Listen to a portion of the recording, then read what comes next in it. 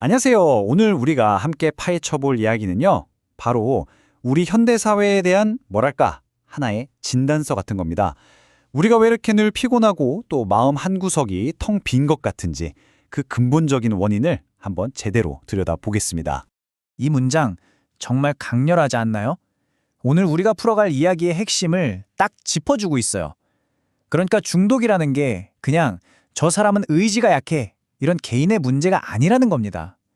우리 사회가 앓고 있는 훨씬 더 깊은 병의 증상이라는 거죠. 아마 이 질문들 보면서 이거 완전 내 얘긴데? 하시는 분들 꽤 많으실 거예요.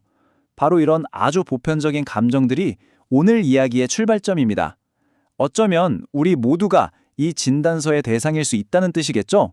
네, 좀 과감하게 들릴 수도 있지만요. 오늘만큼은 우리 사회 전체를 하나의 환자라고 생각하고 도대체 이 환자가 어디가 어떻게 아픈 건지 그 원인과 증상 그리고 처방까지 차근차근 함께 살펴보려고 합니다.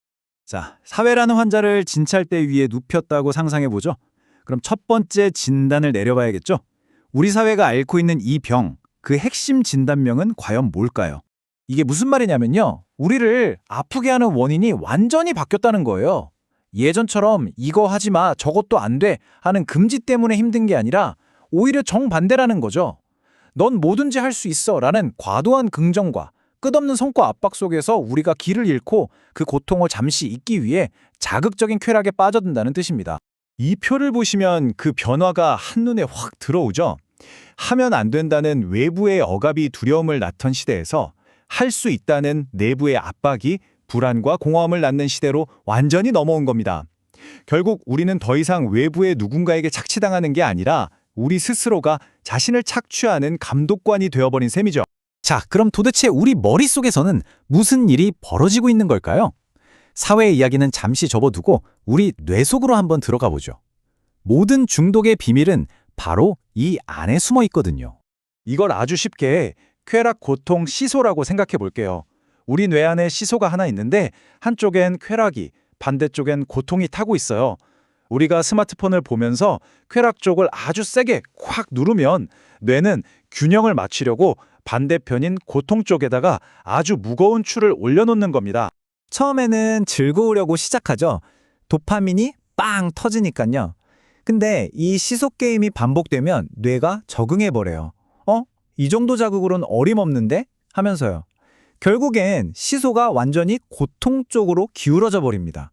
이때부터는 쾌락을 느끼려고 하는 게 아니라 이 끔찍한 고통에서 잠깐 벗어나려고 발버둥치게 되는 거죠. 뇌가 완전히 납치당한 상태가 되는 겁니다. 자, 여기서 우리 앞에 두 갈래 길이 놓입니다. 쉬운 쾌락을 쫓아서 미래의 고통을 담보로 도파민 부채를 계속 쌓을 것인가? 아니면 건강한 도전을 통해 도파민 이득을 얻어서 우리 뇌를 다시 건강하게 회복시킬 것인가? 선택은 우리에게 달렸죠. 아니 근데 왜 우리는 자꾸만 이 도파민 부채를 지는 쪽으로 가게 되는 걸까요? 이게 단순히 우리 의지가 약해서 그런 걸까요? 절대 아니죠. 바로 우리를 둘러싼 이 사회, 피로사회가 끊임없이 우리 뇌의 시소를 쾌락적으로 기울이라고 부추기기 때문입니다. 철학자 한병철의 정말 날카로운 진단이죠. 누가 시키지도 않았는데 난 더 할 수 있어, 더 잘해야 해 하면서 스스로를 채찍질하는 사회. 이게 바로 피로사회의 핵심입니다.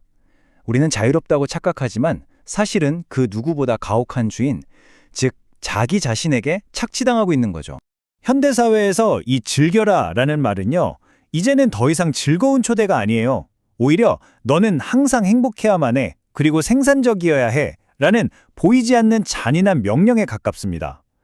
이 명령을 따르기 위해 달리다 보면 우리는 결국 번아웃, 즉 완전히 소진되고 마는 거죠.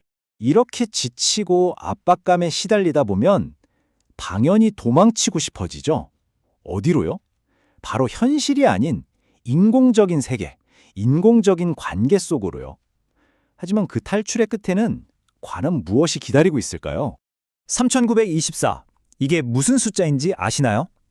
바로 최근 한 해 동안 우리나라에서 쓸쓸하게 홀로 죽음을 맞이한 분들의 수입니다.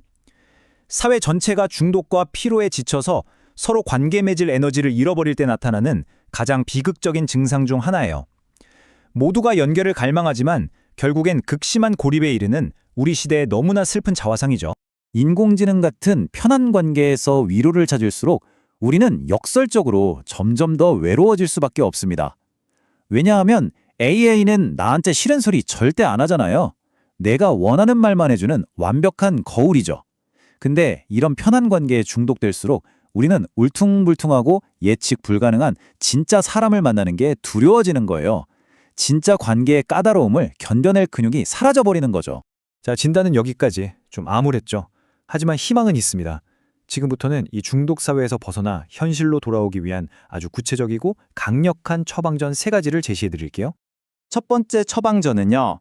망가진 우리 뇌의 보상회로부터 고치는 겁니다. 일종의 뇌 재활 훈련이라고 생각하시면 돼요. 근본적인 접근이죠.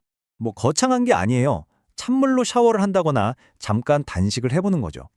이런 좋은 고통이 우리 뇌의 시소 균형을 다시 건강하게 맞춰주거든요. 또 일부러 스마트폰을 멀리하고 지루함을 견뎌보는 훈련도 필요하고요. 특히 불확실한 상황에서 섣불리 답을 찾으려 하지 않고 그냥 그 상태에 머무르는 힘, 이 부정적 수용력을 기르는 건요, 값싼 자극에 의존하던 뇌를 단련시키는 아주 핵심적인 헬스 트레이닝입니다. 두 번째 처방전은 심리적인 접근법입니다. 이건 우리가 우리 자신에 대해서 스스로에게 들려주는 그 이야기를 바꾸는 거예요. 이것만으로도 정말 엄청난 변화를 만들 수 있습니다. 나는 의지박약 중독자야. 라는 이런 낙인에서 벗어나서 나는 지금 어려운 퀘스트를 깨는 중인 영웅이야. 라고 이야기의 주인공과 관점을 완전히 바꾸는 거죠. 어때요? 이것만으로도 중독이라는 심리적인 굴레를 끊어낼 강력한 힘이 생기지 않나요? 자, 드디어 마지막 처방전입니다. 이건 아주 간단하고 명료해요. 모니터와 스크린이 있는 가상의 세계에서 벗어나서 냄새와 체온이 있는 진짜 현실 세계로 돌아오는 겁니다. 핵심은 고립에서 벗어나서 다시 세상 속으로 들어가는 겁니다. 의사가 약 대신 주말 농장에 가보세요 하고 처방을 내리는 사회적 처방사라며 약간의 불편함, 그리고 예측 불가능함을 감수하고 진짜 관계를 맺을 때 우리는 가장 강력한 치유의 힘을 얻게 됩니다.